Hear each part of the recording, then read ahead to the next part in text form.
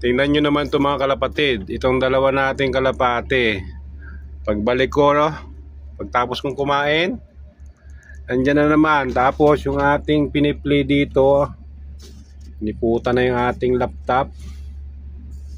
Nako po.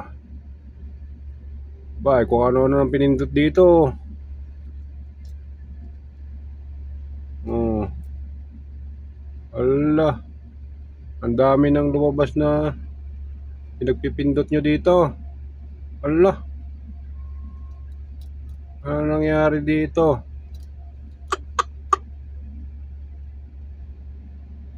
Ikaw talaga.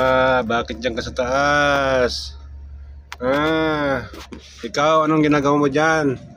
Para kang nagpapainit dyan sa ilaw. Kaya naman nagpapalamig dito sa aircon. Liputan pa niyo yan. Ay, kayo talaga. Talaga. Naihaw ka dyan. Pinapanood lang ng magulang ayo.